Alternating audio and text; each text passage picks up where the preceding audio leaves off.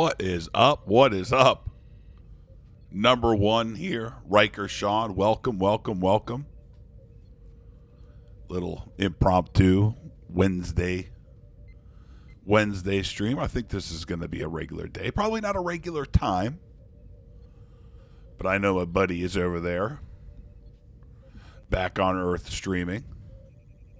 So I didn't want to pull too much from him. I'm not sure that could happen.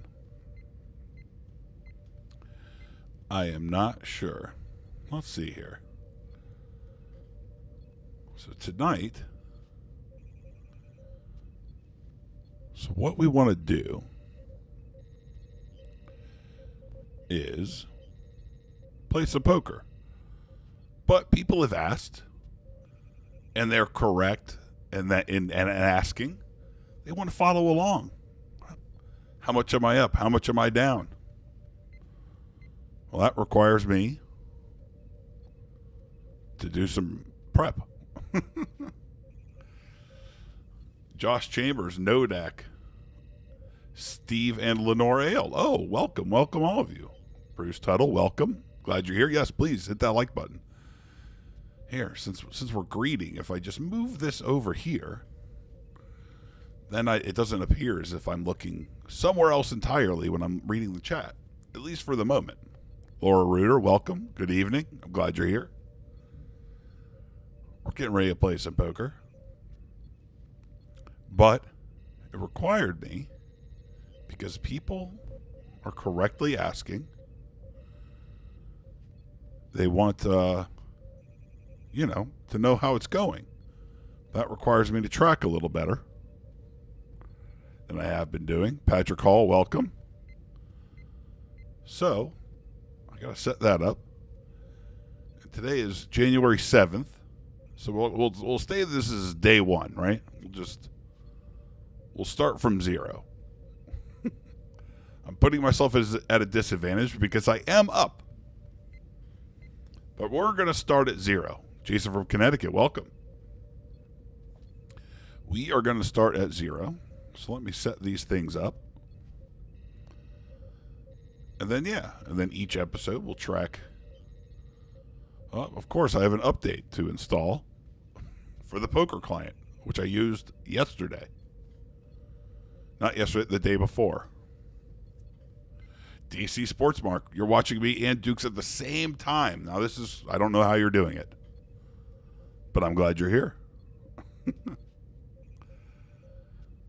Welcome. So once I get these things loaded up,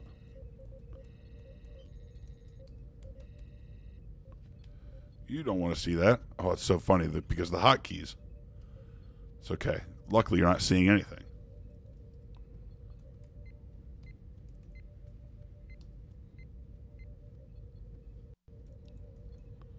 Hold on. We'll go back to the camera. You don't care about this. But I have the hotkey set up, so then I hit a 1, and that was a hotkey. Let me reset my balance for the year to 0 in all my spreadsheets and stuff for this. And I could have done it off stream, but why? Why not tell you guys what I'm doing, what's happening behind the scenes? I keep a running tally, like up and down overall, but it's like forever, But since we've started the channel, if people are following along, let's keep it, we'll start from 0 today. Today will be 0. So I'm updating some things manually that I have to do. I'll give you a little behind the scenes. If you're a poker professional, a lot of what you do is keep up with spreadsheets. I know. I bet you didn't imagine that. But you gotta have spreadsheets. Mine are very boring. They're nothing exciting. But wins and losses. In dollar amounts. We don't care really if we've, So to track the elusive bankroll. The ever important bankroll. Today is 0. We'll call it 0. And, from now on, I'll track. Maybe I'll post it on on the socials. It's at #1poker everywhere. Well, not everywhere. I don't think I have a Threads. Bruce Tuttle, you're stoked for the Riker counter. You know what? I am too. It's good accountability. I got nothing to hide. You get to see the ups and the downs of poker. And you can follow along. It'll be fun. Oh, Justice, welcome. I'm glad you're here. Yeah, if you're watching, say hello so I can say hello back. Then I know you're here. It's okay.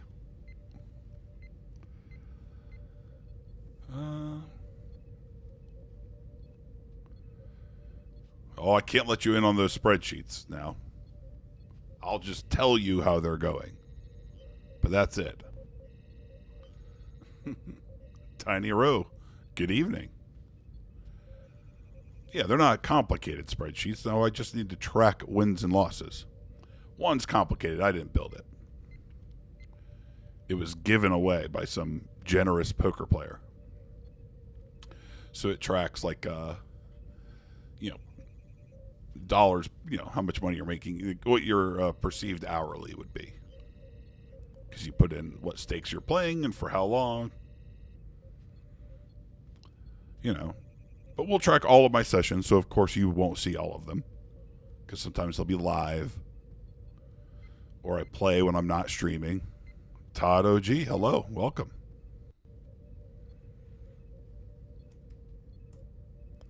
But all right, I'm playing poker, so you might as well see what I'm doing. We're in the mix. We are in it. This is a fold, but we do have ace queen suited on table 2, which of course we will open. It's a very good hand. We're short-handed on table 2. We're hoping it fills out.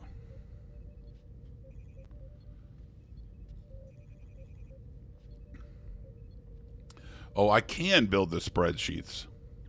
I just don't enjoy it, which might spell certain doom for me.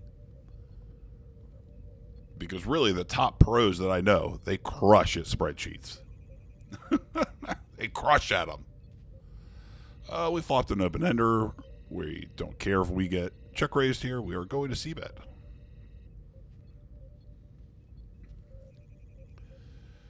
We miss, but they didn't check raise, which is interesting. We'll still keep the bet somewhat small. Give them an opportunity to raise. And they just fold.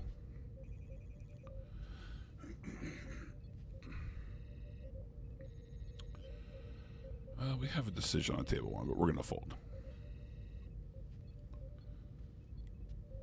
But yes, there was a short point in my life where I had to figure out how to build some spreadsheets. Do math across the pages of the spreadsheet, all that crazy stuff. That's probably a call, but I'm sitting here talking to you guys. Oh well, you missed some. In it to win it, that's right. Josh, let's hope. Let's hope for a positive result tonight. But you never know. It's not really how poker works. The correct mindset is to sit down and say, hey, I'm going to try, I'm going to play my A game tonight. That's my goal. I want to play well. We hope the results follow.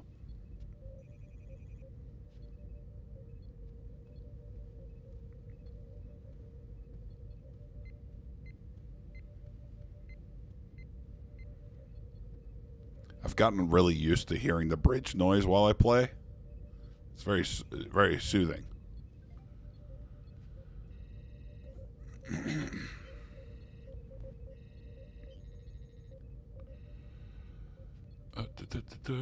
We will 3-bet here. And then I'll get back to the chat, I swear. Tiny Row. You're just learning the finer points of poker. Do I always use what I'm dealt to determine if I'm in or out? Yes, look, garbage hands turn into great hands sometimes, but overwhelmingly, that's not what happens. Right? So, usually what happens is those garbage hands are garbage and you put in money and you never recover that money. So, I try not to think about what I folded. I'm like, oh, it wasn't a good hand. I folded it. Who cares? You know, try to stick with hands that make sense. And there's charts. That's how everyone starts. And then from there, you try to fine tune them. You know? Dr. Evan Williams, welcome. I could throw my spreadsheets in AI for help. But the good news is I don't have to. Again, the one is built. The one spreadsheet was built by a poker pro and shared very generously. And it does all of the math for me. He has some quirky calculation on there, so like something shows up as nil when it shouldn't have a value, but whatever. It sorts itself out. I'm not that picky. Fortunately, I don't need them to be pretty. I just need them to work. And it calculates dollars per hour, big blinds per 100, win rate percentage, and all that fun stuff for me.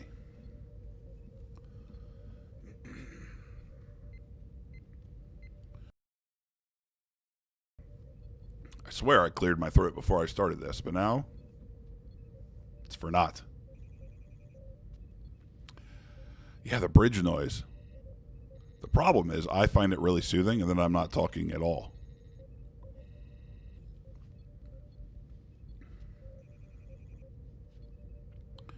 Look, which if you don't mind, I'm okay. I'm okay with the silence. We have been doing a lot of folding on table one, and that continues.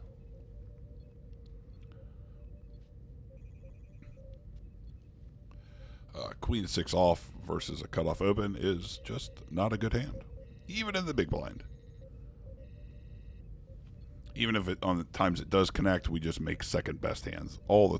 So often we lose a lot of money.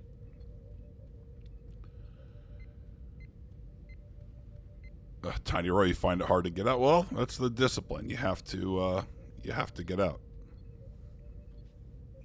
I consider raising there because I think my feeling in these games is that you can kind of get away with murder opening in the small blind. I haven't spent a lot of time testing those waters yet. Christopher C., whose last name I cannot pronounce, even though I should be able to. I can look at it and know that it's Italian and probably guess, but I still don't know how to say it, so I won't. Welcome. Facing a 3-bet. This is just definitely a fold. I'll keep my eye on this player. It's a pretty smart. Like, they should be 3-betting. They can 3-bet a little wider even than normal there. Just trying to squeeze me out of the pot. And play heads up versus a small blind who is probably a weaker player based off of their calling. It's not always true, so we'll pay attention.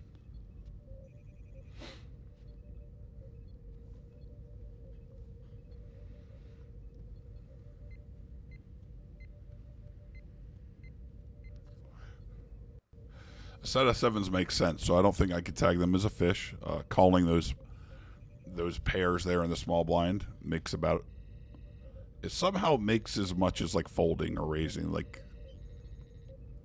they do well as a call there. They perform okay.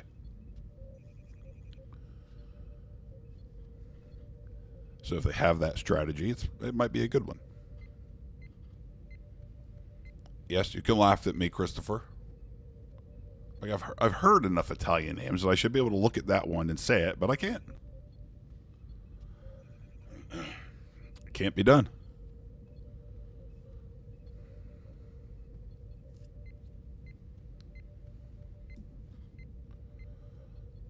Well, we have pocket fours on table one. See what happens. Oh, I folded around. No action. It's been very sleepy. So if you guys are watching, I start getting some hands on that table, huh? Your guess, Tiny Row, was Colorifici. I believe it's definitely Fici. My question was, is it cholera? And I have no confidence.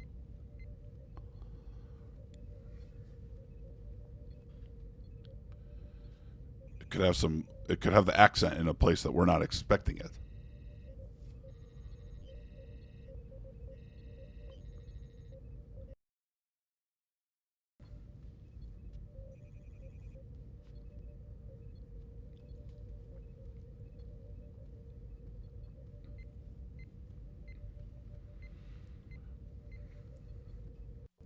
Nobody even tries to pronounce the name Christopher? That's crazy.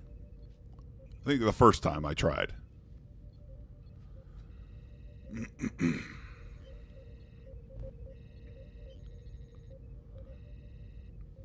It's tickling my throat. It's got to go. It's stuck.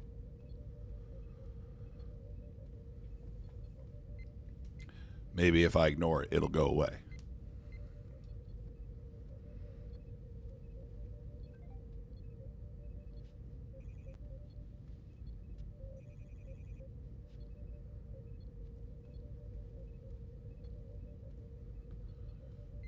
I do accept Venmos. It's over there on the left. I'm at Riker Sean. Just in case you're feeling generous. Versus a hijack open. This could go either way. I'll call this time. It works well as both. Ace Queen offsuit does. It probably depends on their opening range, which I just have no clue about yet. They elect to check back a king high flop. I will check again. Now they bet almost pot. The question is, can I check raise? And I'm not sure because really I think they're going to have a lot of bluffs now.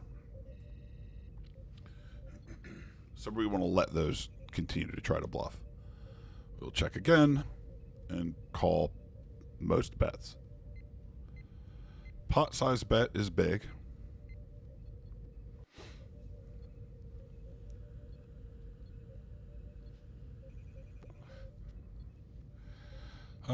Oh god, you're not even watching. See? I'm gonna call, but I think I lose a lot. Oh well, he rivered the nuts, so tough. Them's the bricks.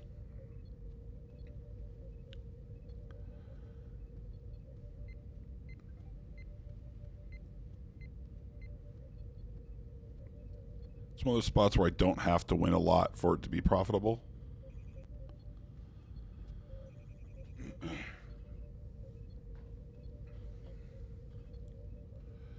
I open 3-5 suited from the small blind. We get an ace high flop. I'll just check. I flopped the world there, but I was hoping that I could get a check raise through. I don't. I'm going to start like bluffing now with the idea that if I could bet small, they can call with a pretty wide range. And if I get there, all of a sudden the pot is bigger and I can win more money.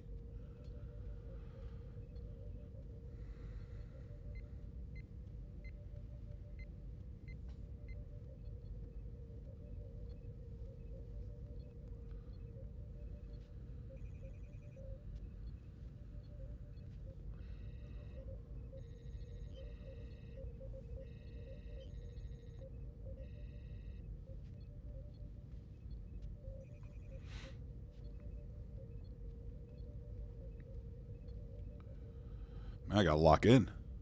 I don't want the first time where I end this stream and I tell you the results to be down. But it might be.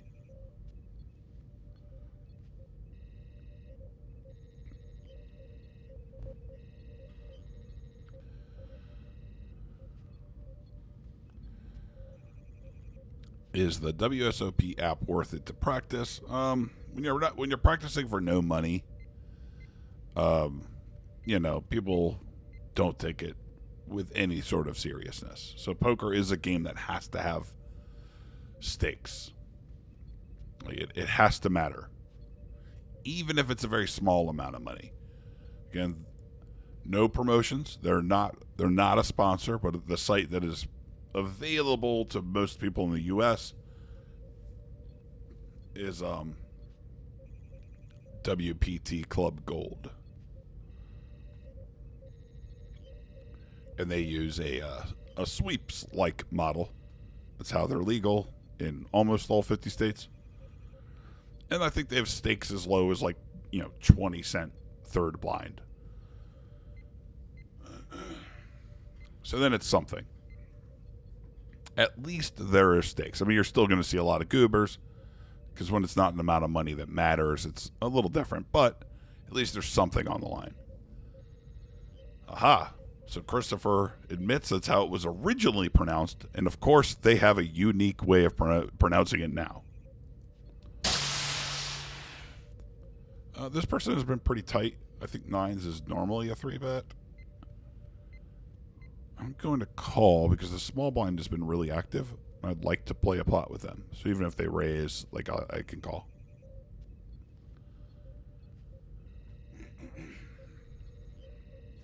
Heyo. Well, when you flop a set, life is pretty good. They bet a third, which is pretty standard. We are going to have to raise, though. Yeah, as much as we think we can get away with.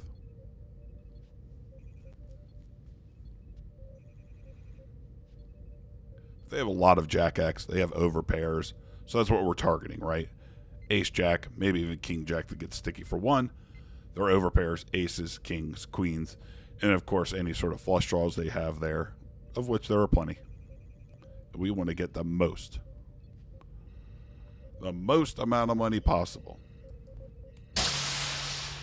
Back on table 2, we open ace king. The flop checked through. We get raised on the turn. It's a small raise. I'm going to call. I got alarm bells going off, though. Now, what they could be doing is basically be buying a showdown, which sucks when this happens. That they basically raise the turn to ensure that I check the river. Turn raises are just underbluffed by a huge margin.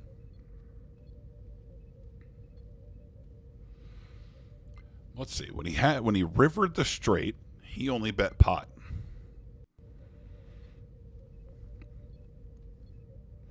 The flop checked through. Now he raises the turn small and bets huge on the river. There's a lot of bluffs. He has so many missed spades. That's huge. Yeah. So now we know. One time, you go, huh. The second time, look, this guy bets when he has value. We don't know that for sure until we, arrive there. But turn raise followed by a river overbet is so value driven. I probably should have 3-bet 8s versus a button open, but that's what I get for not paying attention.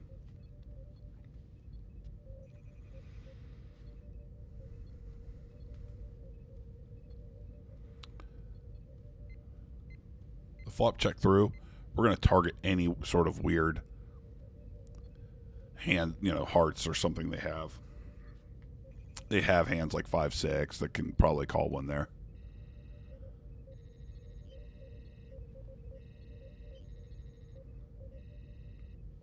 Tiny Row asks, is it better to bet big when you have something or small to lure others to come with? Every position is different. So that hand where he got to bet really big on the river, it's actually a pretty smart play. But he's targeting exactly my ace X, like my top pair good kickers, right? And you want to get the most from those. And I definitely have them.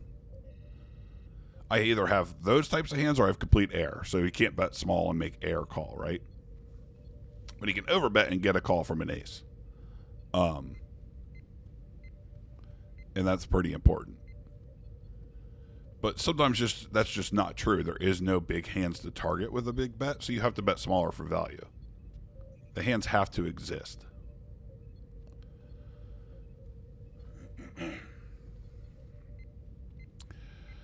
A lot of shit comes in. He decides to lead.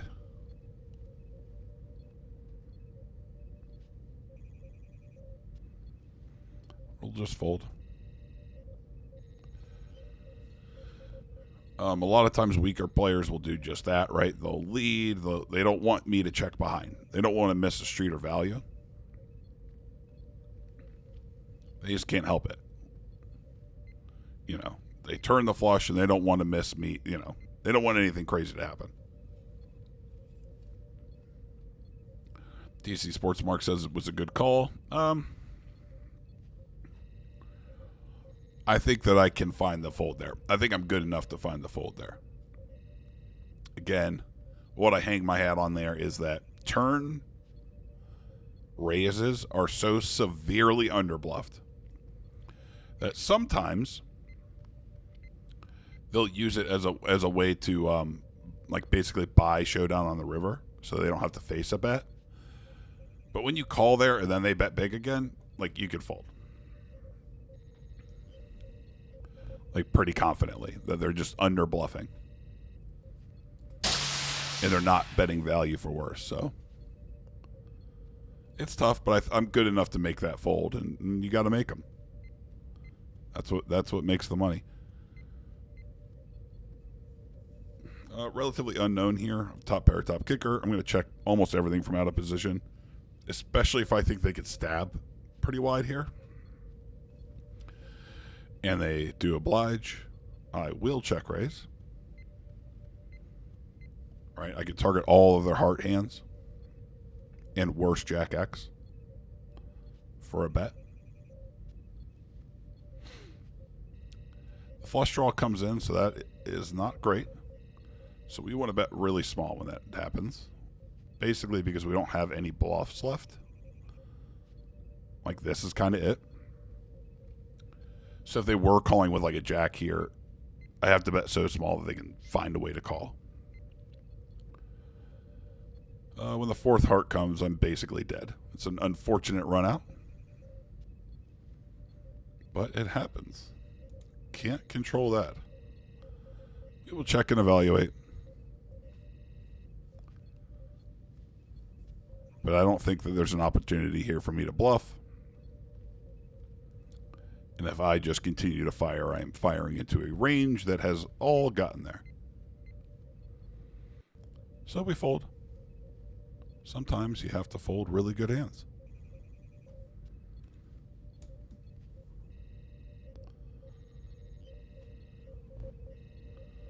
Jason Adams, welcome. Cheers all. Same hand again. Jason, yep, it happens. This is poker. And I can't dwell on the mistakes I made. Like, this is, you know, you can make a mistake and you can feel it and you can move on. That's what I got to do. You know, I'll review that hand tomorrow. Because you can't do a lot of study at the table. Right? That's not the place for it. We will defend King 9 suited versus the early... Oh, no, not versus a 3-bet. It becomes a fold. But we do have Ace King suited on table 2. Possible red alert. I need a yellow alert, I guess. But I don't know what the sounder is. I'm watching table 1 because the button 3-bet and then the original raiser 4-bet, the button called. I would expect the 4-better's range to be very tight. We miss, but that's okay.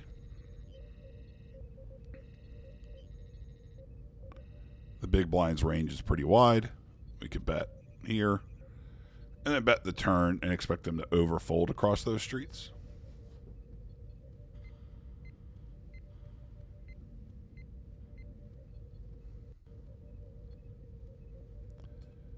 That's weird. So that 4-better won that hand and then quit, I think.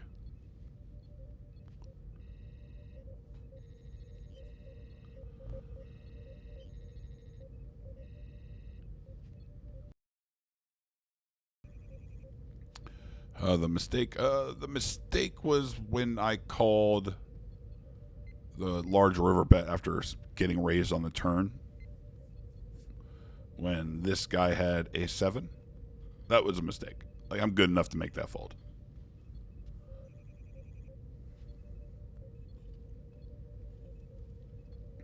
I get to keep that money against somebody who is a weaker player. I wasn't sure at the time, but I was pretty sure. Calling the turn raise is reasonable, again, because sometimes weaker players will use that to buy showdown on the river, right? They'll make a small turn raise so they don't face another bet. But once that they, raised and then bet large on the river, it is for value.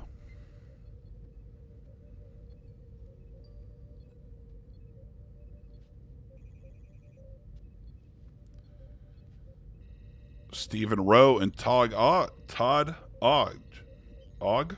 OG. Todd OG. Thank you very kindly for the Venmos.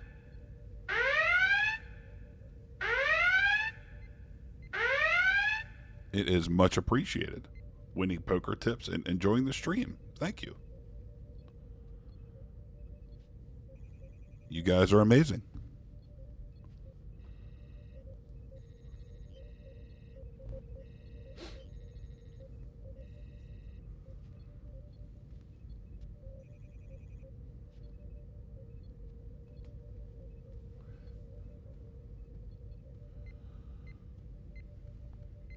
Hoping we can, use the other sounders tonight.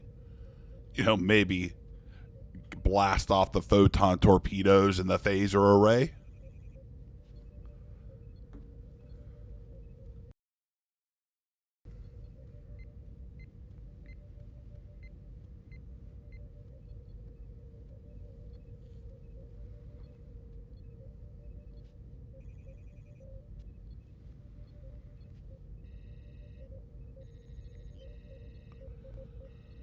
Christopher asks how many more hours I need.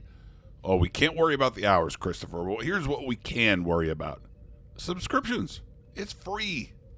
If you know any friends that are kind of into poker or Star Trek, or, look, more than one person has told me that they like just hearing my voice while I talk about poker for some reason. Recommend the stream. Have them click that subscribe button. The next major milestone, I think we're under 50 away, is 500 subscribers. And that would be great. The watch hours, well, I just got to keep streaming. And that will come. And I'll be honest with you, I don't even know what I will do with monetization. I haven't thought that far ahead yet. These super chats, of course, will be accepted, but I like having the chat box up there. I want everybody to be able to engage, and I like hanging out with you guys. It makes it more pleasurable for me. It's like we're hanging out.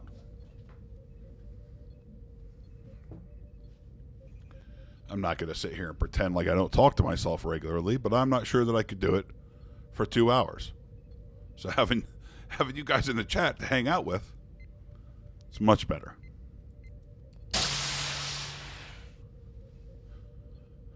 There's been a lot of folding. Let's hope we get to see some action soon, huh?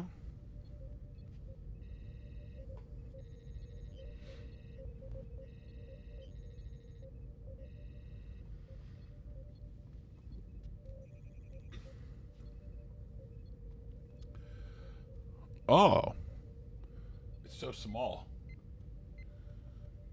It's so small that it doesn't let me see who's subscribed.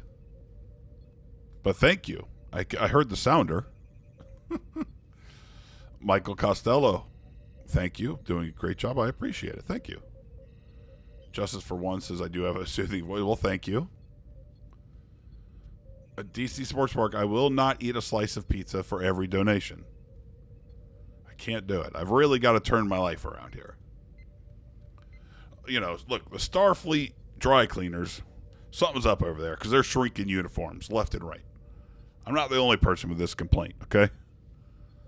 Lest you think it's just me having this problem. No, no, no. Something's happening with the laundromats across all the starships. But to counteract that, I'm going to have to shrink. What happened? Did I sit myself out? Oh, it couldn't verify my location.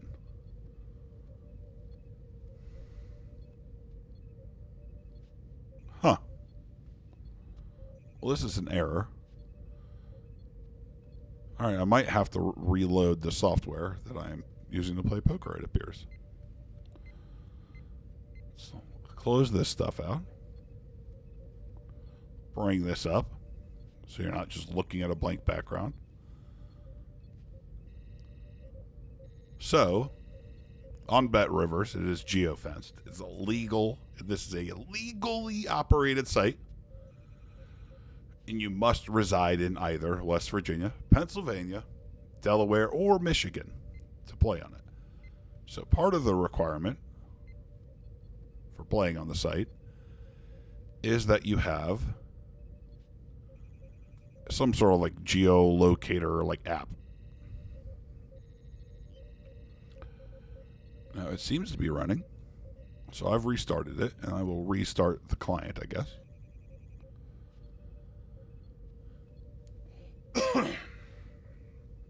Excuse me. And we'll see if we can continue to play poker without me having to restart my entire computer, which of course would mean the stream would disappear. So we're going to try to avoid that.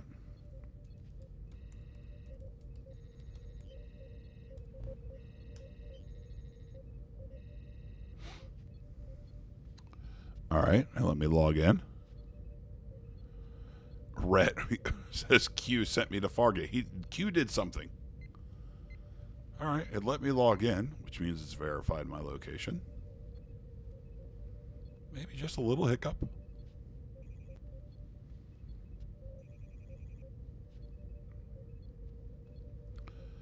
Let us try to open up some tables again.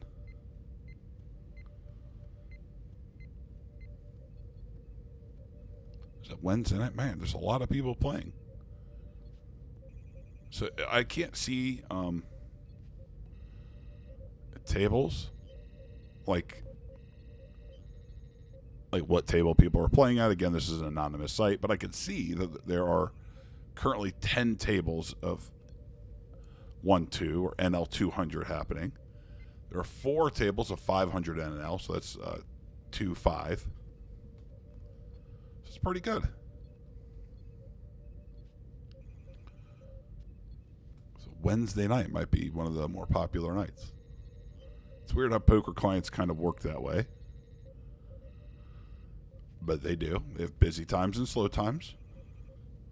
Somehow. All right, we're back playing cards again.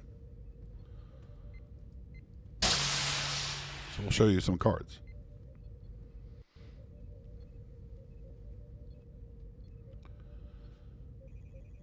Josh Kim asked, will Riker be signing candles on the 17th?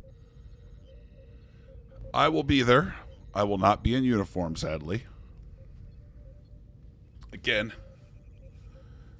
something's happening with the dry cleaners. I don't know. So I can't, it's a little tight. But the 17th, let me make sure. And if you're unaware of what Josh Kim is asking about, I think if you head over to the Chad Duke Show on Instagram, you can see these sweet #1 poker candles. And they are very limited edition. I am not telling you that as a lie or to create false hype. They are very limited. And I am buying one of each. So they're even more limited because I definitely get first crack. It's just one of the perks of being #1.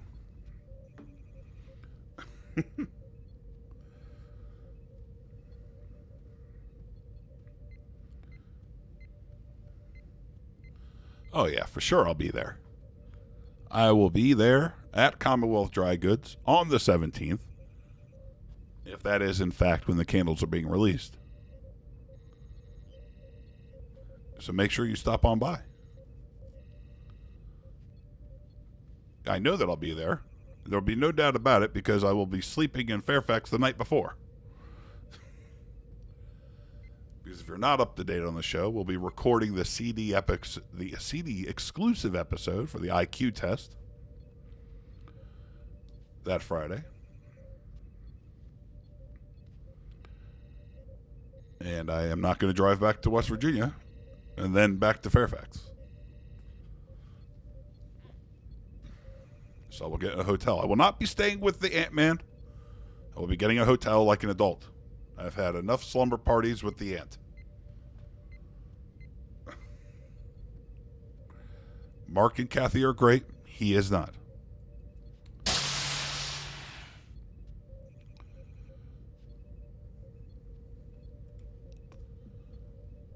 We will 3-bet. Ace-8 suited from the small blind. It's right in there. It's unfortunate when you get 4-bet by the big blind. But Ace-8 now sucks.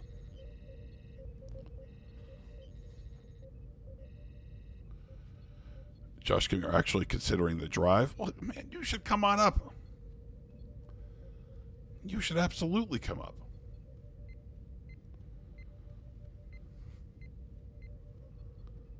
Why not? Hold on, let me pull up the post. I don't know if I know the send profile. I should. And again, I am telling you this because I believe it to be on almost certainty. These will not be available online. That's how limited a run they are. Wait, where did you see the post about them? Oh, in the super secret supporter chat?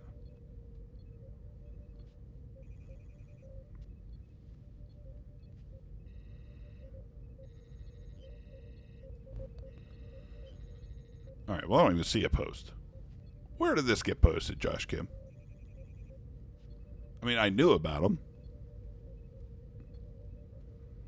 I'm like recommending people to go to things where they're not. Where'd you see the post?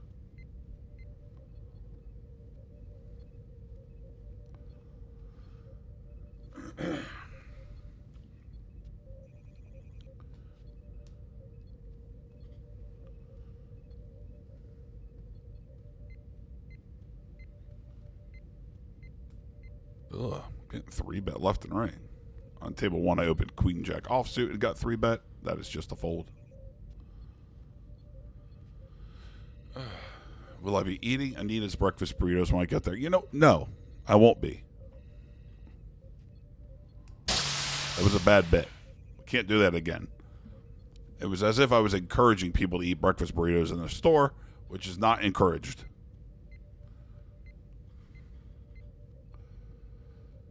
I don't know the scent profile. I'm not even sure where Josh Kim saw the post. This sucks with jacks. There was a limper, a tight person opened, a maniac, 3-bet.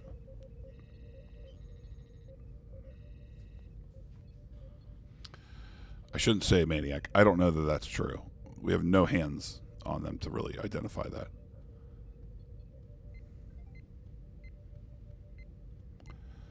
I will fold. So basically, you can't call there. Calling is incorrect. So you have to either, I would be 5-betting or folding. This is the crazy person.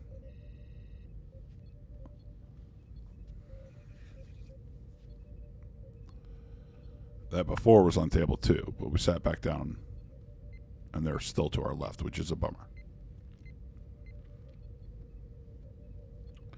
Even though the name is different, those stats are the same. And there's not that many people like that on here.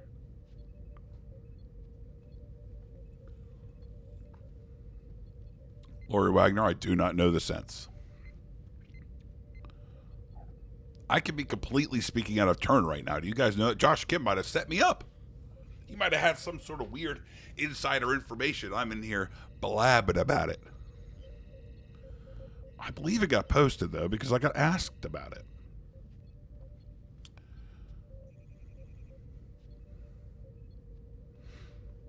Did anyone else see this post? Josh Kim setting me up.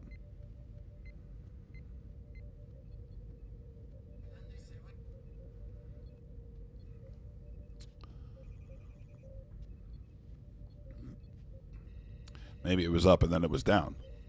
Maybe I'm blocked from seeing it. But normally it tags me.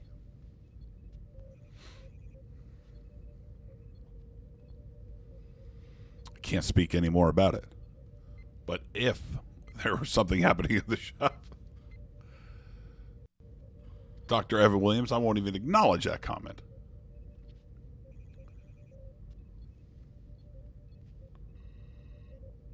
This is outrageous. Yes, our Kevin Smith, I will be saying everything is outrageous. Mostly me losing so much to these maniacs on this poker site tonight.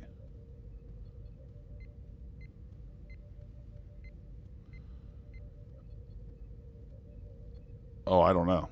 I don't know about the promotions on those pages.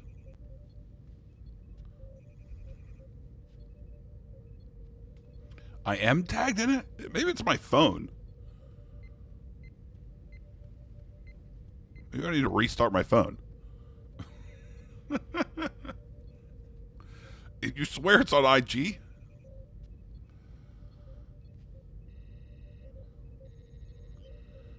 What is going on?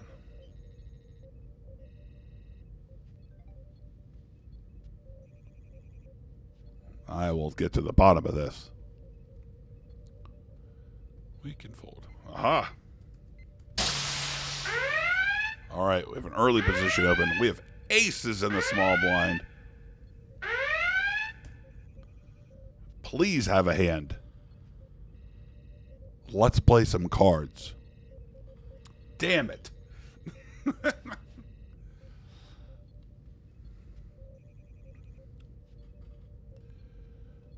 DC Sports Mark asks, why do I fold in the small blind when it is only $1 to call? Well, that's a great question.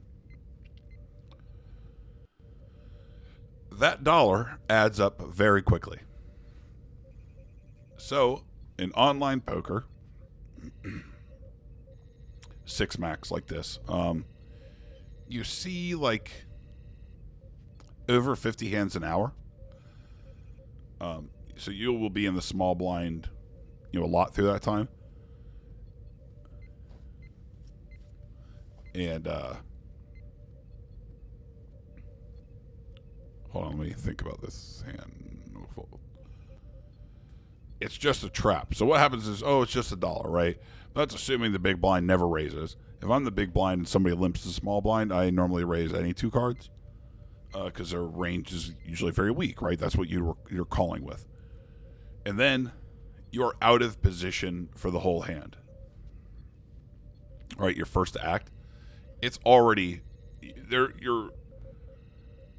There is so much to overcome. Now, I open a lot from the small blind, but calling is just not an option if it folds to you in the small blind.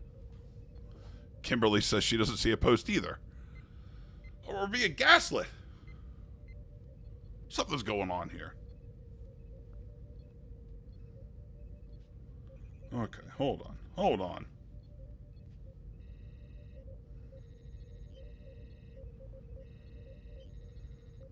Yeah, I don't know. Maybe I need a phone restart. Christopher doesn't see our Kevin Smith and Josh Kim. What is going on? I'm going to get to the bottom of this, and I don't care who's at the top.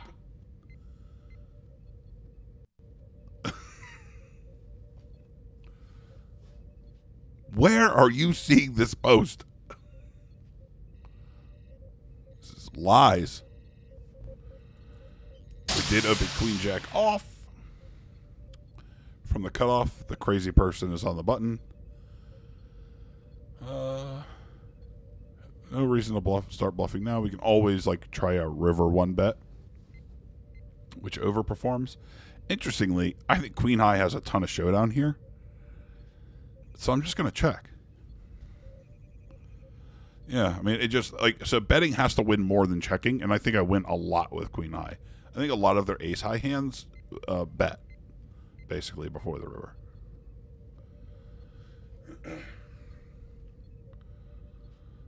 Like, betting on the river there can't be bad, but I don't think that I need to do it. That's probably close. Commonwealth Dry Goods made a post. Okay. I know I'm following them. No, I know I'm following them. What am I saying? I was like, well, that'd be crazy if I wasn't.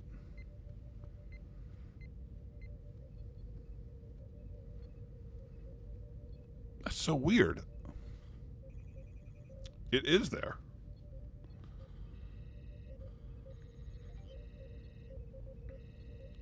If you go to the Commonwealth Dry Goods Instagram, you'll see some very awesome candles. And they will be available January 17th. I will be there.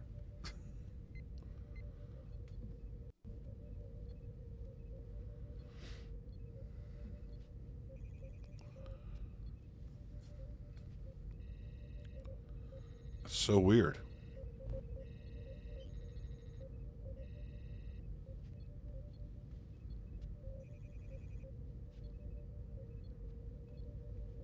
Yeah, which I am following. Huh. Instagram is the worst. But yes, if you're not following Commonwealth Dry Goods on Instagram, make sure you are. There's great things there.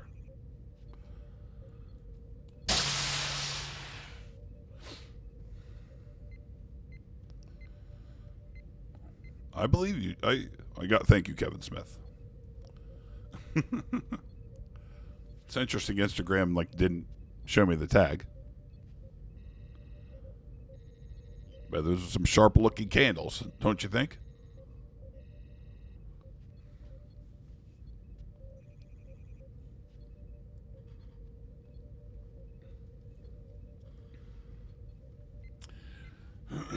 And they are limited, and they're even more limited because I am buying my own candles.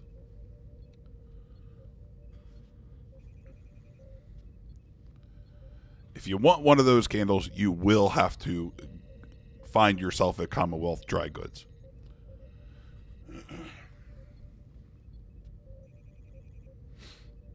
And I will be there on the 17th to sign candles. Why not? Maybe we'll even post up a meetup for breakfast or something at Anita's. There'll be no burrito eating in the shop. But if you're in the area and you want to go to breakfast, it'll be a good time.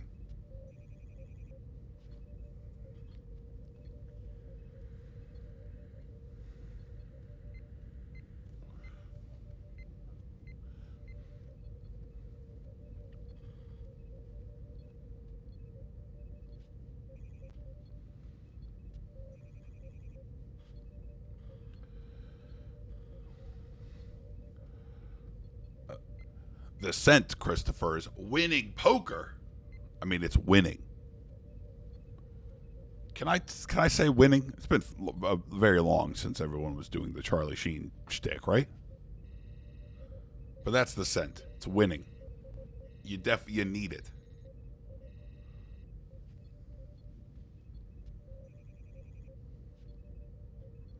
There hasn't been a bad candle sold in that shop in the history of time. So you know it's a 10. You know it's a 10. Parlay Pope's commenting on my headspace. Thank you. That's right. I try to keep my, I try to frame it better now.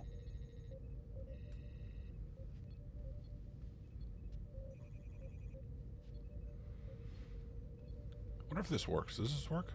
Oh, it does. OBS is so cool. I mean, it's actually not. It's a giant pain in the ass. But it has this thing where it can ignore itself. So I can pull the chat right in front of me and you don't see it. It's pretty neat. The problem is it goes right over one of my tables. So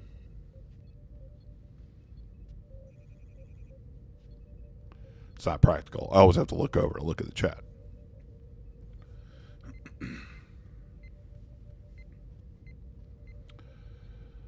Oh, that crazy person that took all my money on table one, he's giving it all back. He's giving it all away and not to me. Sir, you did poor things with the money I gave you. I should have known better. The first time I gave him a little bit of money, that was okay. The second time I gave him an additional $60, he didn't earn that fucking money. And he did bad things with it. God, spend it wisely. You prick.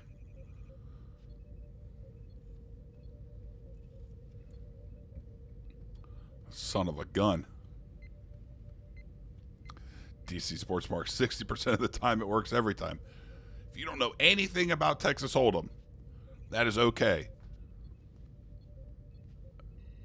The one thing you should take away from this stream is you may not limp from the small blind when it folds to you. It's not an option. You either raise or you fold. That's it. Now, this is cash games. Tournaments are a whole different beast. That's like maybe short stacks. There's a billion reasons why it could be real there. I don't know. But not when you're playing 100 big blinds or deeper cash, okay? Not a thing. I think the only exception that I could conceivably think of in a cash game is, let's say that I'm in the small blind here and the person to my immediate left has been raising any two cards when limp to and is not folding to the 3-bet. If somehow I knew that to be true, if I knew that he would just call if I raised, but he would raise if I limped, and then call when I re-raised, then it's fine. With strong hands, of course. But I've never seen that person. But if somehow you told me that the person to my left would raise every time I limped, and then called when I raised back over him, then of course it's profitable. I know Anchorman, DC Sports Mark. Oh, that was a complete misclick. Okay, so you can't min raise there. I don't know what to do. I mean, it's pretty fantastic. We flop open-ended with a backdoor flush draw.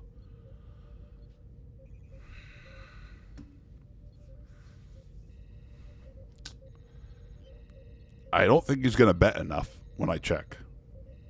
Of course he doesn't, because why would he?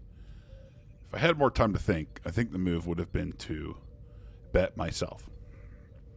Now, we turn the joint. A straight is a great hand. They're very hard to make. They're very well disguised. We are targeting diamonds and some whatever weird ace X he might have. So his range is missed flush draws. They're going to fold to everything. His weird ace X. He doesn't have his best ace X. It doesn't exist. So we can't go bananas. We'll go a little under pot. We get a call. Life is good. I wonder what he had. I don't think there's very much two pair there. I might be wrong.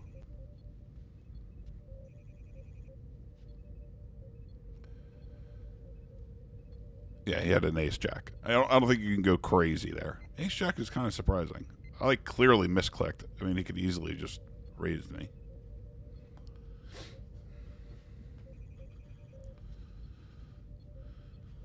I know.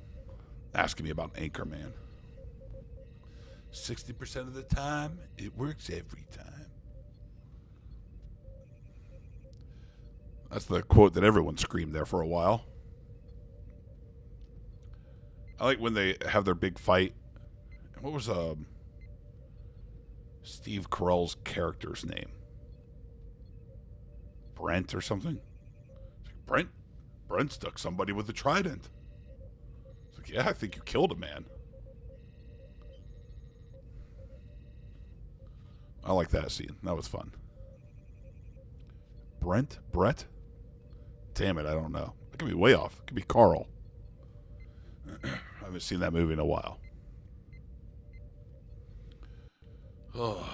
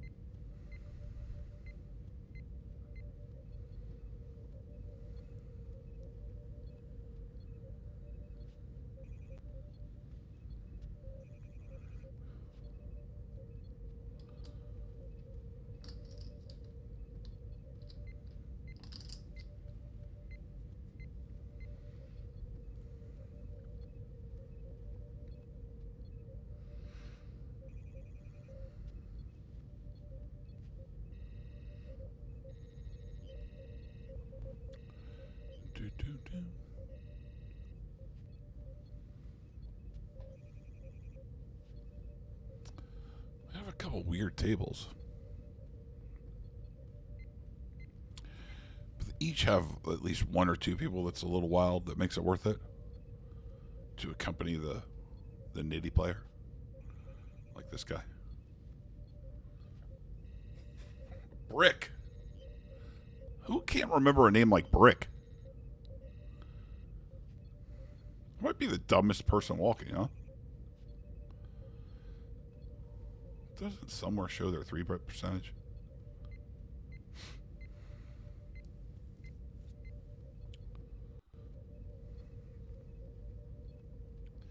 Brick.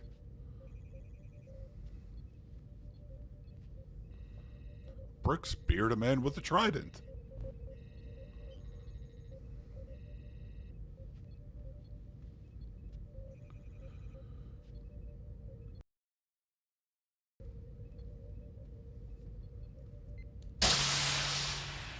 Let's hope we get to play. It's a good hand. It's a nice hand to open from the button. Potentially even 3-bet.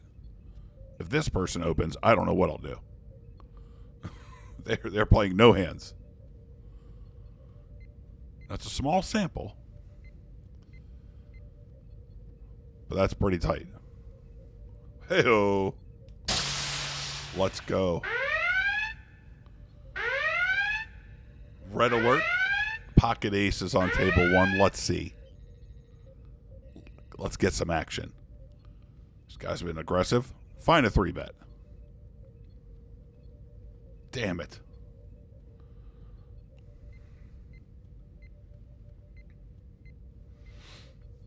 Back on table 2. We did get 3-bet by the big blind. We will call. With Queen 10 suited. And miss wildly. We fold.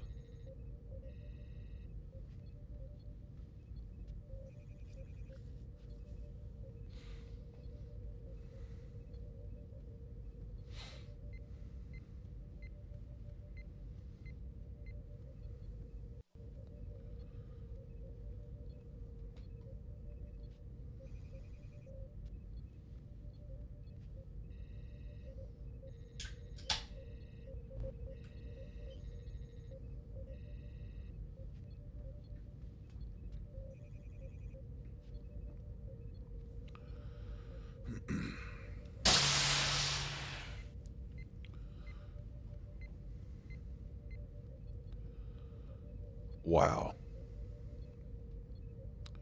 There's still a lot of tables going.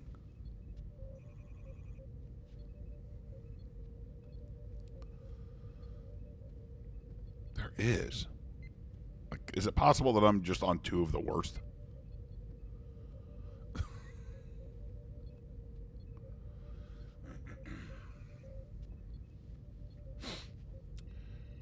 Problem is, if you try to like just reseat, I think it'll just put me back here.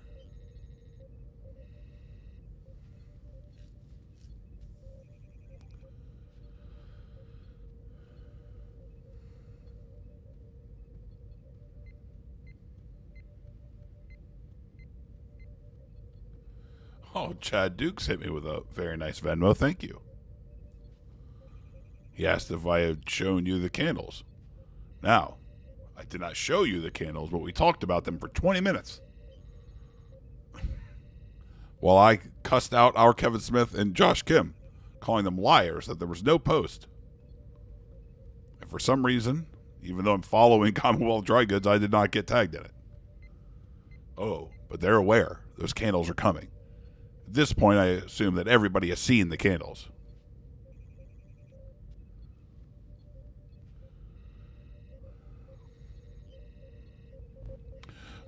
Oh, Chad Dukes, welcome to the chat. You didn't see many of the names in this chat at tonight's Thursday with Thor taping. Well, look, they just didn't want to spoil Thursday's episode. I understand. It would be spurled. What would they listen to tomorrow? Let me ask you that. Now, I know you and I are passionate about 20-year-old radio, listening to it over and over again. But everyone's not as crazy as we are. Yeah.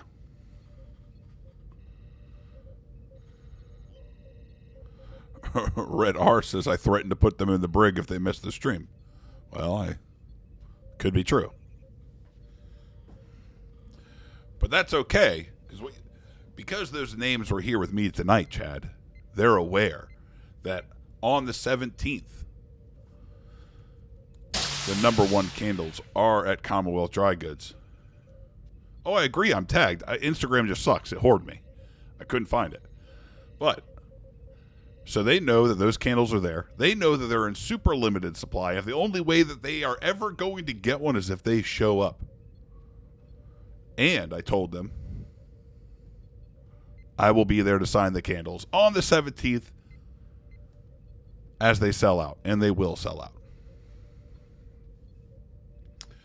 We're going to call one and see what happens. My straight draw is actually probably a bad straight draw. We don't want that. We just kind of want to see what happens. They bet really small on the flop, like that was their whole range. Like a range bet, I mean.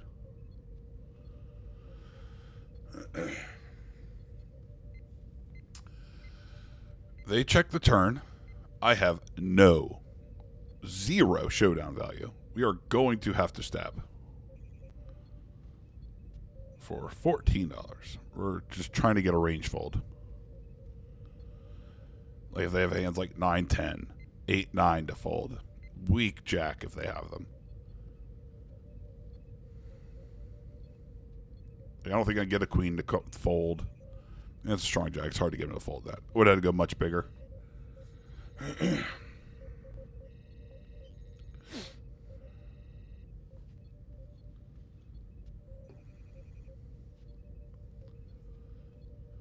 But I don't think I can go nuts and get a range fold.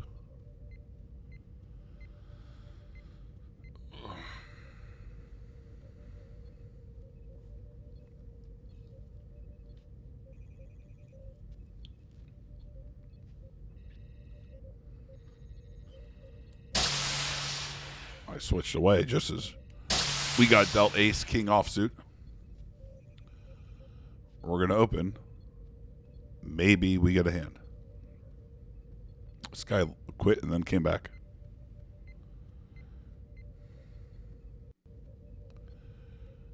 And the reason we know it's him is because we have stats. So even though they changed the name or whatever, I'm not sure they do.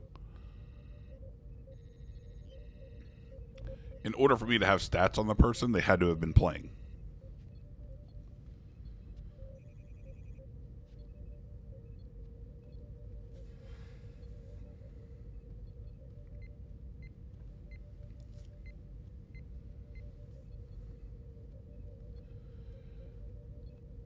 Let's see. I don't even think I'm logged in to Instagram on anything here. No, I'm definitely not.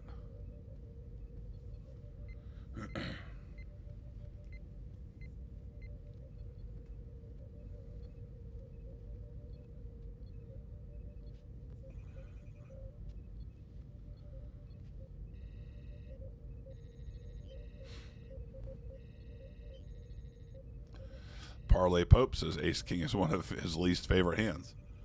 Look. It's a very strong hand, but it is a drawing hand. And not in the way that, like these old men say it's a drawing. Like, you said, you have to play it appropriately. It's not aces. It's not kings.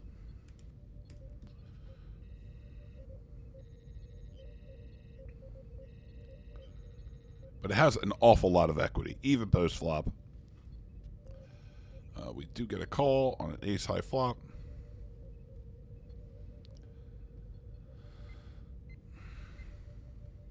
Interestingly,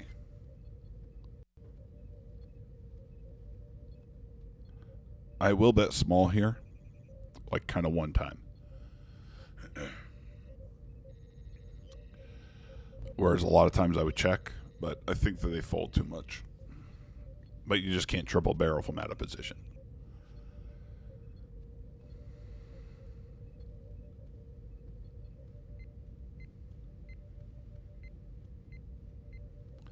On table one, we defended the big blind with pocket fours. We called a small C-bet on the flop.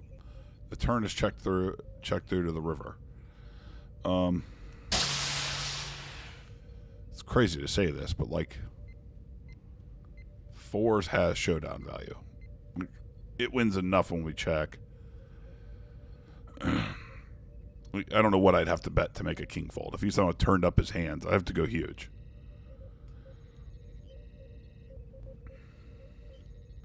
So yeah, I don't think I make more money by bluffing there. I think checking behind and just taking my showdown value. Whatever equity I do have is good.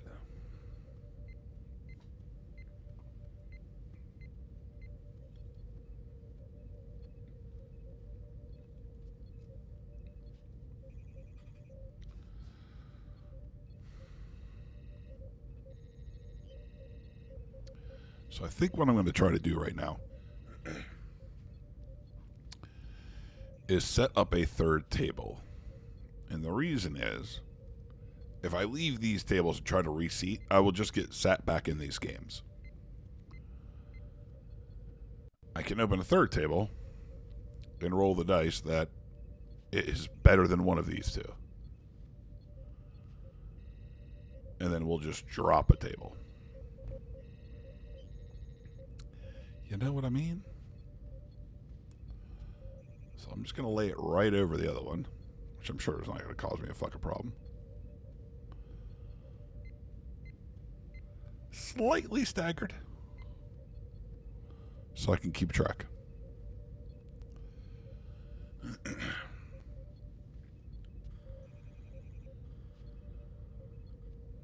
This chat needs a poll. More atrocious character, Tam Elbrum or Tam Elbrun?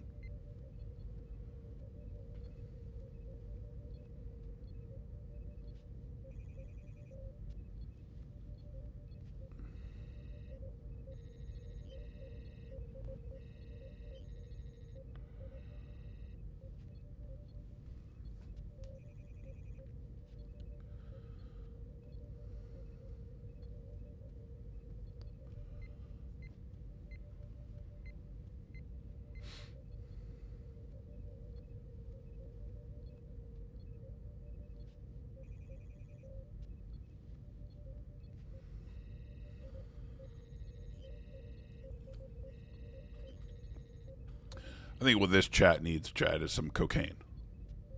Okay? It's awfully sleepy. So blind versus blind, I think sometimes I can call, sometimes I can even 4-bet, but I think in actuality, what happens is the big blinds simply don't 3-bet enough. Like, they're just too tight. On average.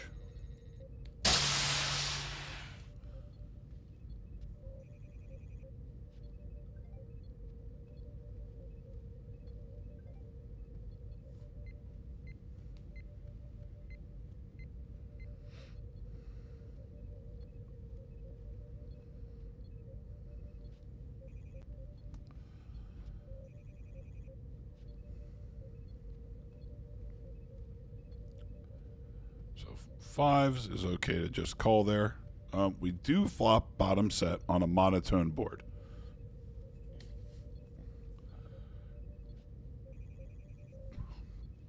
The turn is a 4 flush.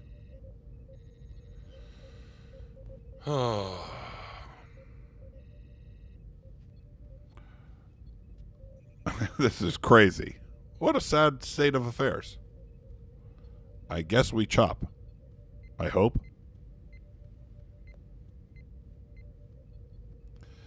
I mean, any other world, I should be able to fucking make money there. Poker is unfair. It just is sometimes. I fell asleep watching TNG last night, and I woke up to the series finale. It was very upsetting. What that means is I will start over at season 3 again. While I just let TNG run all the time in the background of my life.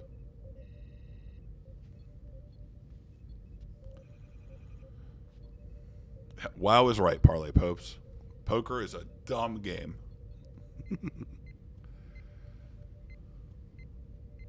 At times, it's the dumbest.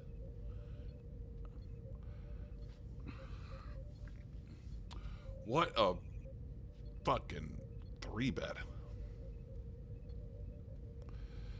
We are going to call. Oh my god, I flopped middle set on a monotone board yet again. They elect to check. I will bet small.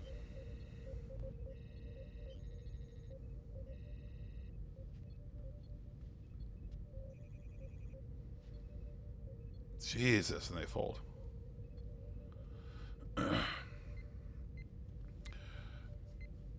That's poker. I figure it's such a small bet they would call with a lot of hands.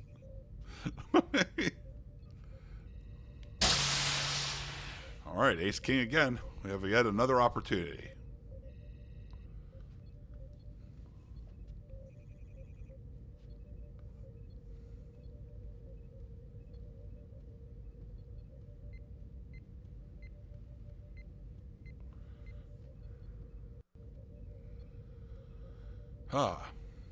Hey, look. I'll take $3, I guess.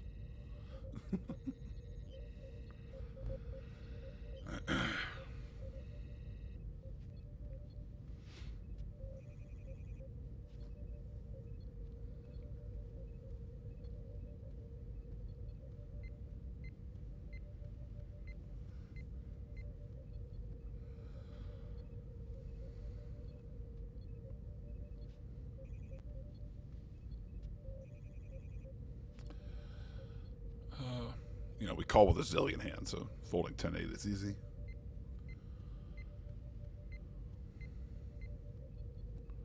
I might have found the table I want to stick with over here on table 1, though. I'll be paying attention to this person. Where'd they go?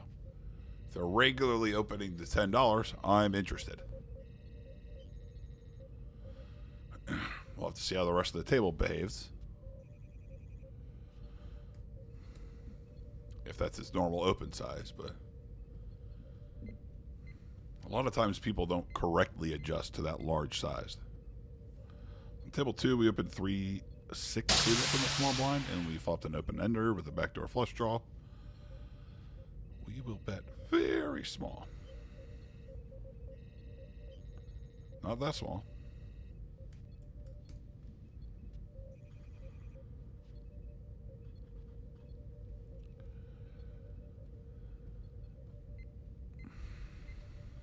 We turn a pair, our hand now has like static equity, right? A pair has a lot of value, blind versus blind. But not so much value that we want to bet more than maybe once, maybe twice. So we'll check behind.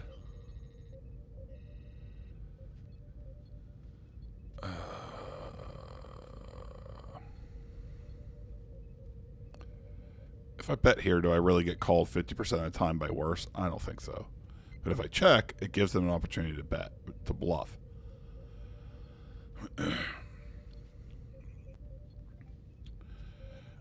They choose a big-ish size. Blind versus blind, though, I mean, they just have so much weird shit. Their sizing is right on the cusp, where I'm nervous, right? That they have an 8. It's also possible they backdoored into diamonds. Folding a pair blind versus blind is silly, though. Well, they rivered that straight. Jeez. One day I'll make a good hand.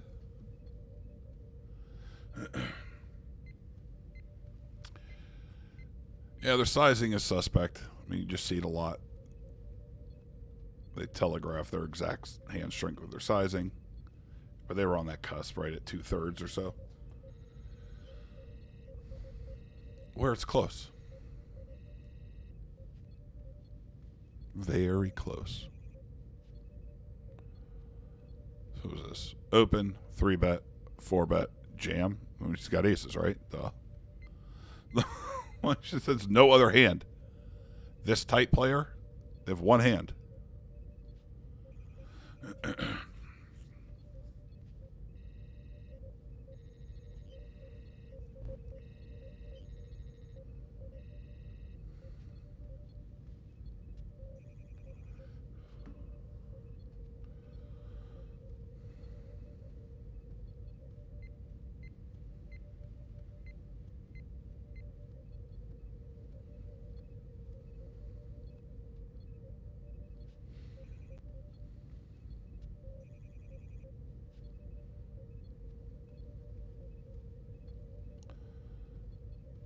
I'm very interested. I think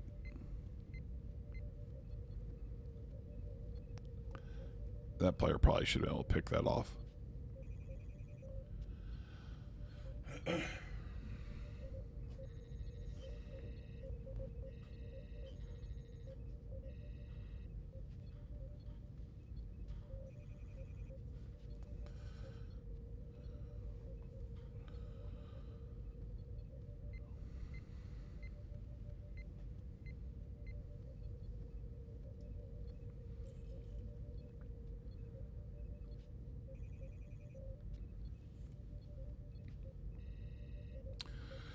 Iron Mike Sleep, what's up, dog?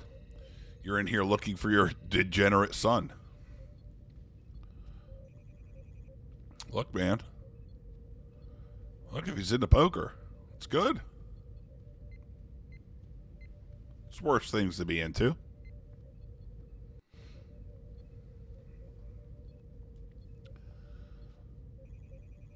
You know, get in here.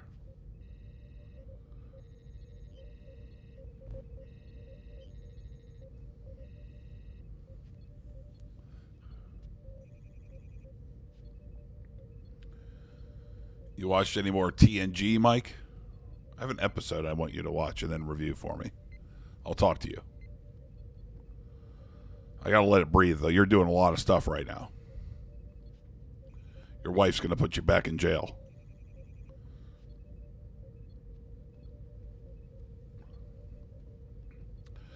All right. A tight player open from the cutoff. We will raise from the big blind, and we will see what happens.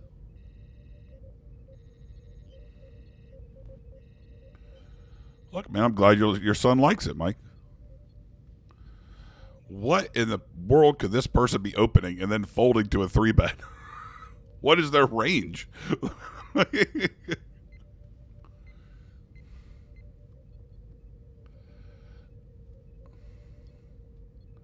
This is very tight.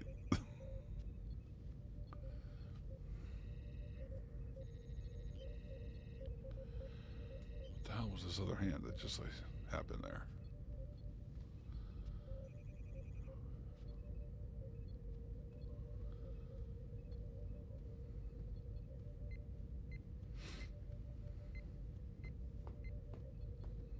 Huh.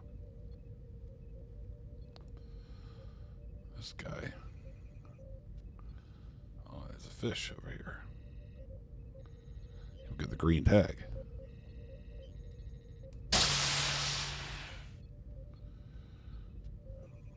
I'll give you an episode, Mike. Don't worry. You got a lot to worry about, though.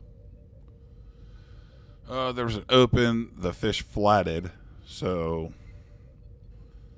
we will go like to 20. All right, this table. I think I'm just gonna leave.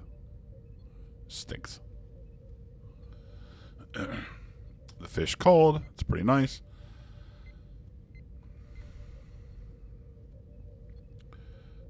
We will check. He checks behind. We turn the joint. We, of course, lose to any 6. But, you know, such is life. And he folds.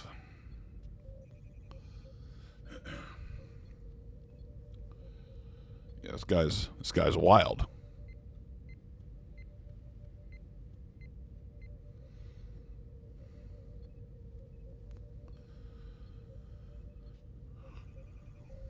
Yeah, don't worry, Mike. I'll give you some episodes. It'll be fun. but I got to work on it. It takes a little bit of work. I don't want you to just write them up. We'll talk. It'll be really fun though. You'll have fun. We'll have fun.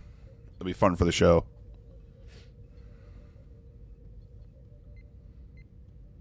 It'll be great. You'll be so hyped, bruh. So hype.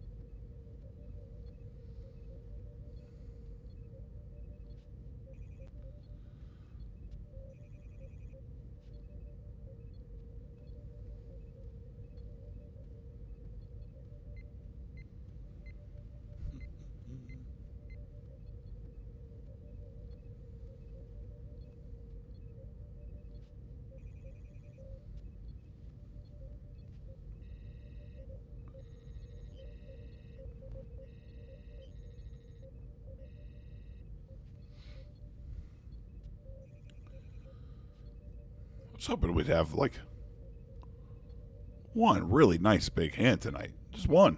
Win or lose. Some excitement. You know, something to play all the fun sounders. There were some Venmos, and we got to play some then. I will thank you all again before I end the stream.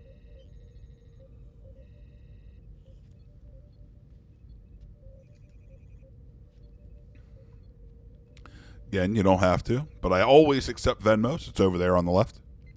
At Riker Sean. Your generosity would be appreciated. The next big purchase, I think, is a stream deck. And my goal will be to somehow link the lights behind me to the sounders. At least a couple of them. I've kind of read how to do it. What is going on here? Why can't I move this table? Hello? It seems complicated. But once I have it, and I'll spend some time playing with it, I think I can get it done. Christopher C. says it's dab time. Go nuts. All right. We've gotten Ace King a lot tonight, so it's time to either win a fucking big hand or lose a big one with it. One or the other needs to happen. Something tells me Aliel. Oh, wow, they called.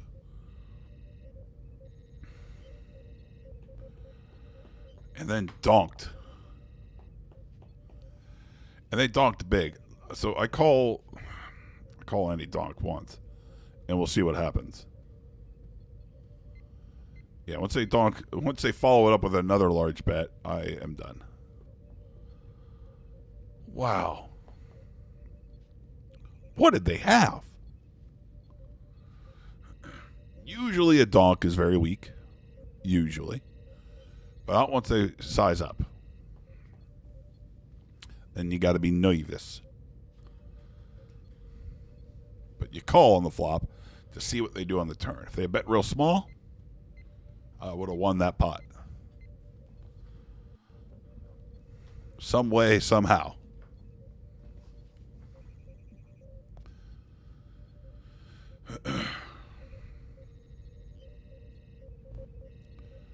Goodness gracious.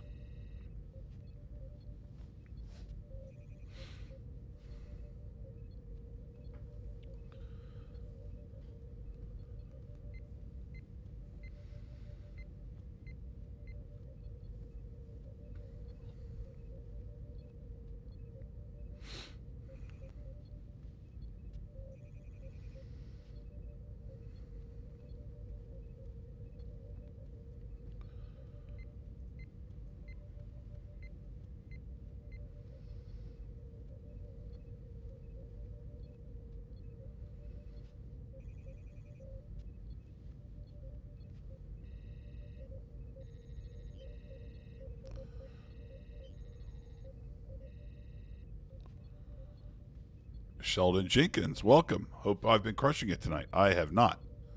Actually, very little has happened. It's been very quiet. It has been very challenging to find tables. There's plenty of people playing, but like this table up here is awful. I finally found a decent one on table 1, so I was thinking about, again, trying to find another table. Because you can't just stand up and then sit back in. It'll just put me back in here. This table stinks. But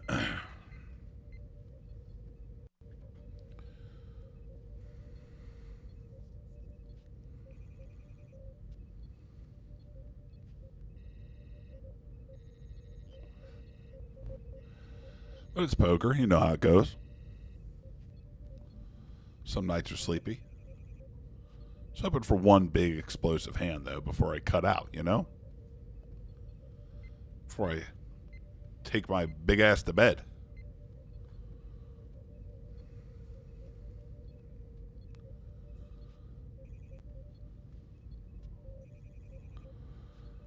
All right, we have the crazy person back here. This table's okay. We'll check. There's some argument to like raising a lot of shit there. We flop middle pair. He checks on the ace. It turns an ace. I would have liked to give him a chance to bluff. It's just not happening. I'll bet myself and see if he can't find a way to call me with something. But, yeah. He was not going to bluff.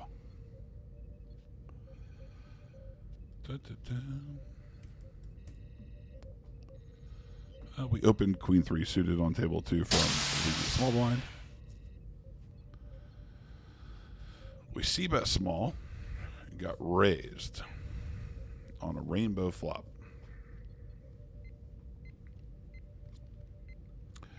I will call one and evaluate the turn. I expect them to not be fucking raising there a lot, though. Like it's probably purely value driven. And they check. That's really interesting.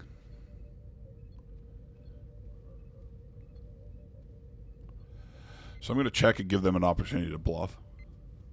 I'm like prepared to call most bets.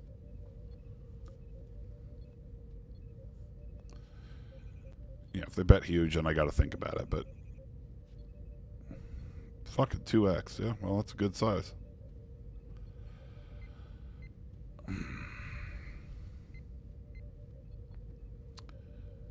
Sometimes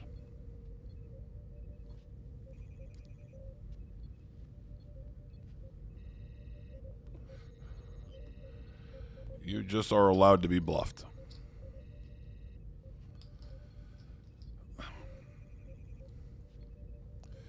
Generally speaking, when I'm like seeking for a when I'm looking for a stop and go line, right, where they raise the flop, check through the turn, and then bet the river, I'm looking to pick off like just about any bet there. When they size up the 2x pot, I don't know. It's hard for them to have the appropriate amount of bluffs. They're supposed to be bluffing a lot, right? That's the way the pot odds model works. It's kind of counterintuitive, but basically the more that you're betting, the more bluffs you should have. But that's a pretty uncommon line. I just don't think like this guy hasn't shown anything like where I think he's remarkable to find a remarkable line like that. But it's a good line for a bluff. I think it's a really bad line for value. But no balls tonight. Sheldon asked if I have dove into any of the 2-5. I have played 2-5 on this side. I just haven't done it while streaming yet. And I might soon. I'm feeling more comfortable, so I might start playing the 500. Honestly, the times I played it, they were very much like these games. They weren't really that much more challenging. A niece says Hey, Sean, you're looking for his D-Gen dad. Have I seen him? I have seen him. Iron Mike was in here looking for his degenerate son. Hope you're enjoying the stream. You guys can be degenerates together. You're old enough to gamble. Why don't you playing some poker? Test your mettle. Oh, I didn't follow the action on table one, but this is interesting. So there was a min open, a call, a pretty large 3-bet it looks like, and then a 4-bet jam. Which is probably smart. Like, it has to be for a jam size, I think.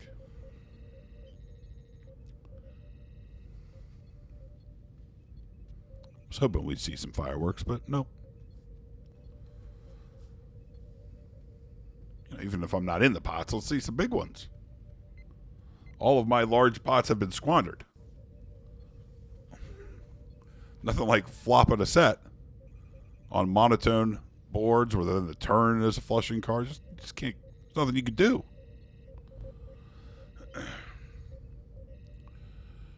There's just no action happening. Action killers.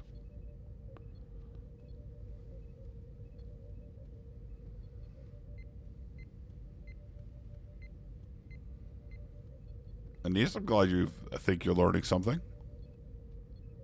Try to keep it simple. These have been like hard. There's not been a lot happening on these tables tonight.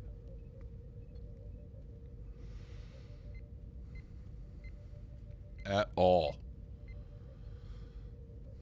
But yeah, there's been a lot of 500 running. So when I streamed, what was that, Monday night, when I started, there was a bunch of 500 tables. And so I say a bunch, like 4 or 5. And then they had broke by the time that I was done. And then tonight is a big night. Oh, definitely can't call a 3-bet. Oh, you like the feature of seeing other players' hands after the hand's over? Oh, yeah, on WPT Gold. Right, but you have to pay for that. It's kind of like an additional rake.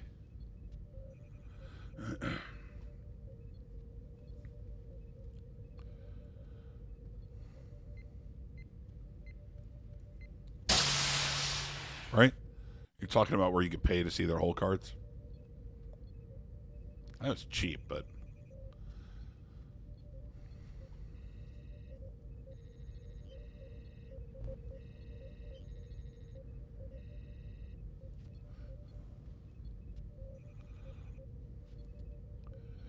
The best was the site I used to play on before it got completely overrun by bots. I don't know any humans that play cash on Ignition anymore. Which is a gray market site. You had to, all your deposits and withdrawals were in crypto, and they were not operating legally. But a couple years ago, and through COVID, they were great. It was a great site. But what was really nice for Ignition was, especially with study, was so 24 hours later, you could download the hand histories with all of the whole cards, which gave you a really great sense of like how the pool was playing. And that was a big use for all the MDA coaching stables with mass data analysis, is they would just buy millions of hands. Yeah, Shelly, you watched the Monday episode yesterday. I was catching. Yeah, look, you play poker. You know how it goes. Sometimes you can't miss. There's great hand after great hand. It was printing money. Those are the you wish for those days. I'd be okay with money trickling in today. Instead, I got it trickling out. But what are you going to do? We're going to 3-bet ace queen offsuit from the small blind is what we're going to do.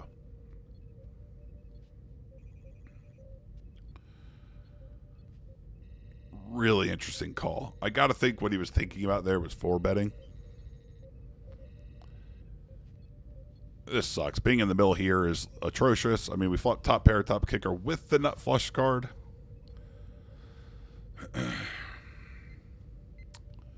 Normally I would check and I'd be looking to check raise, but I don't think anybody's going to stab inappropriately. So we will bet. It won't be huge. But we're going to bet ourselves. Just because I don't think this is going to get stabbed appropriately.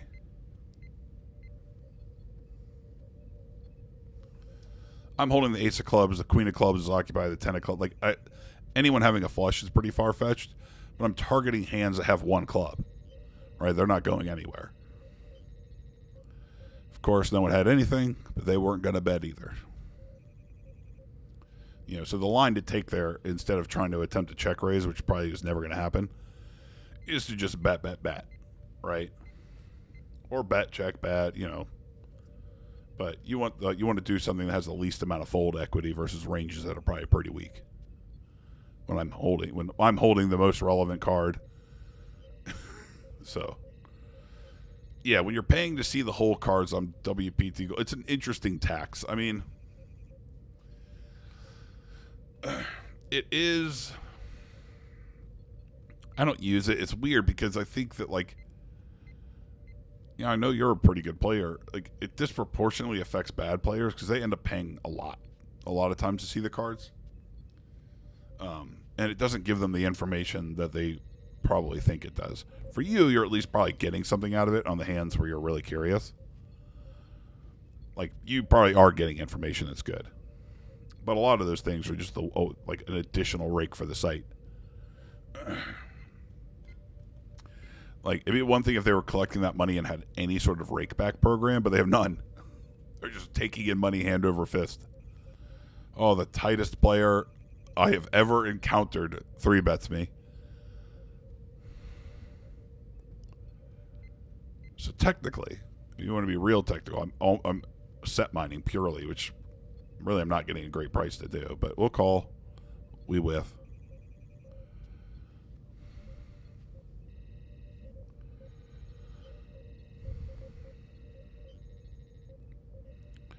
They check. Really, my hand wants to try to get the showdown relatively cheaply against a range that I perceive to be egregiously tight.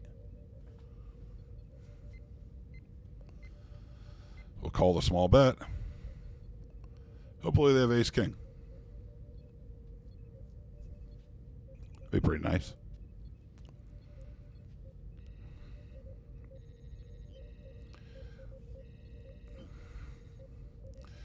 They checked the flop. They bet really small on the turn. They potted the river.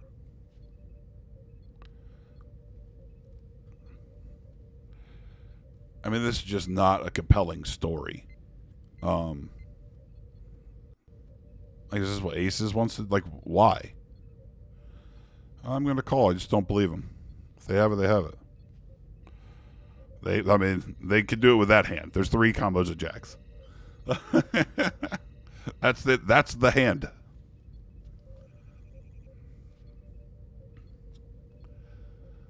But if they have ace, king, and full, then we're there.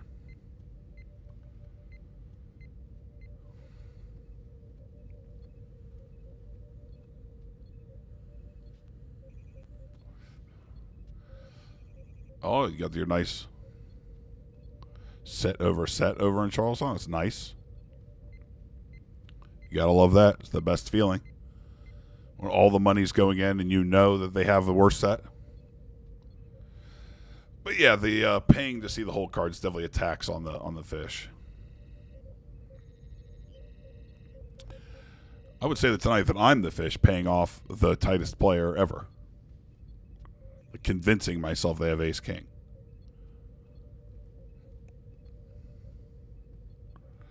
Probably could have narrowed it down to the 3 combos of jacks if I was on my game.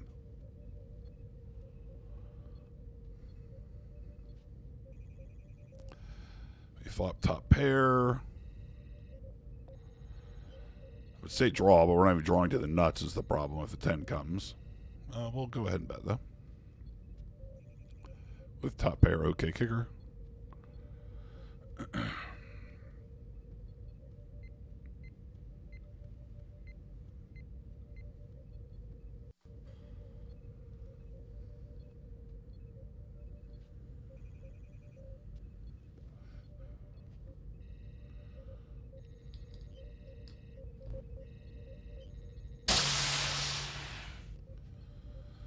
We got sixes in the small blind,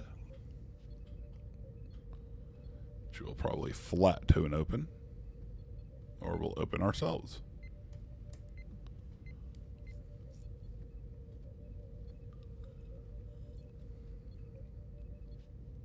Oh well, a three-way all in is just fantastic.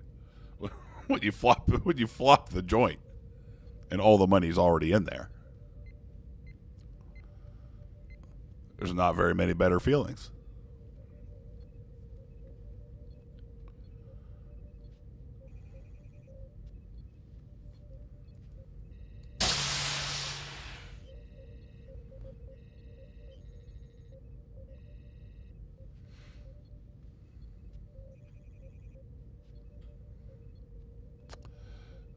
I like to 3-bet this hand a lot, like in hands in this class versus a small blind open. How I like, quote, balance that out, right? Is some of those hands that you would say should always be 3-bets, like just flat instead.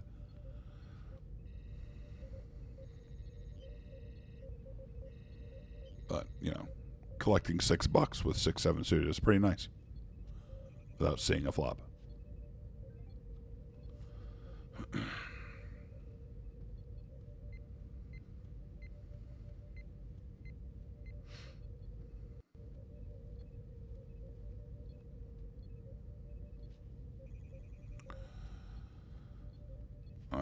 I think it's going to be time to wrap it up here.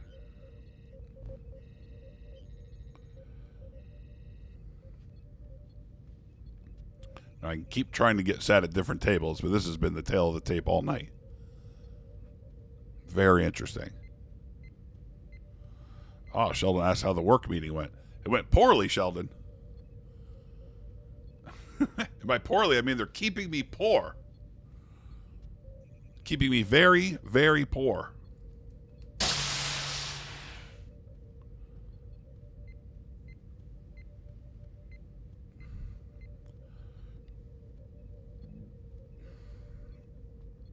I didn't expect much from the meeting, so it went how I expected.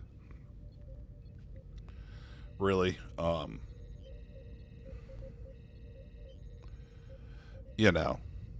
It was just kind of whatever it was. I think the business is just kind of in a weird point. Currently, I think there will be a reckoning, but I don't know when that will be. All right, let's pull this back up. We definitely lost money tonight. How much did we lose? Nope. Wasn't typing to anything.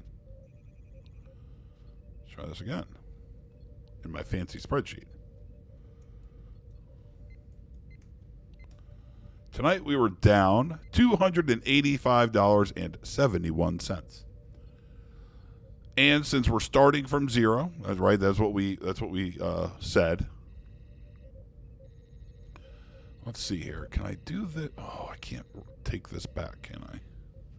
I'll have to create another sheet, but it's okay. What I'll do is I'll keep a tally, a new one,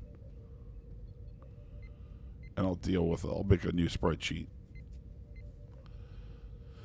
for the new year, and since everyone's following along. But since today we said we started from zero, we start down, whatever number I said. I already forgot. 285.71. That's okay. Let's just throw this in a dock for the moment. And just hold on to that. And I'll make a spreadsheet and a new one that I share with you guys. It's not that I don't want to share everything with you guys. What I cannot share is all of my profits and losses. And I can't tell you why. But if you could think of some organizations that might want to know about all of my profits and losses, well, I don't want those organizations knowing about all of them.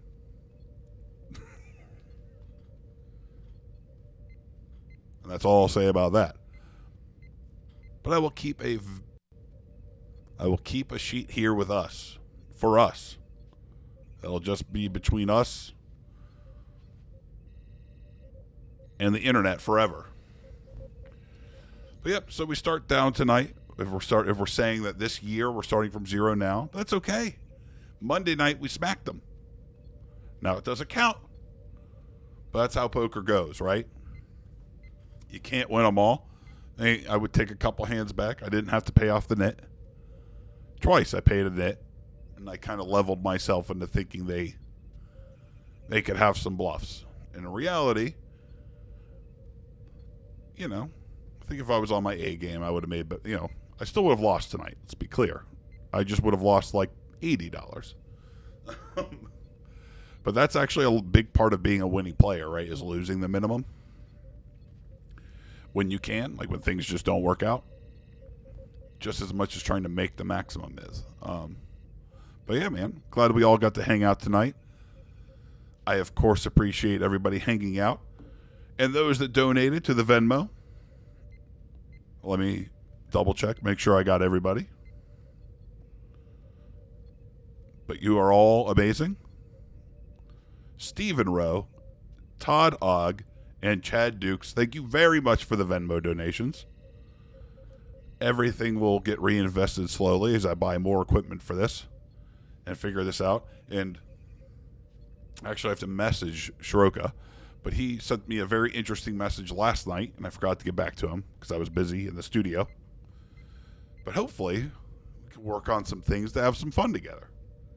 Maybe a little poker tournament action. I don't know. We'll have to set it up. I'm not entirely sure how to do it yet.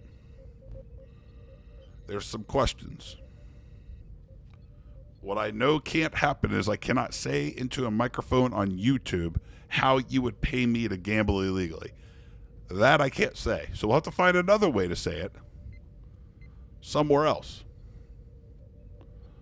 So make sure you're following along on the socials. But yeah, it'll be a great time. So thank you all for stopping by. Commander Riker Sean out.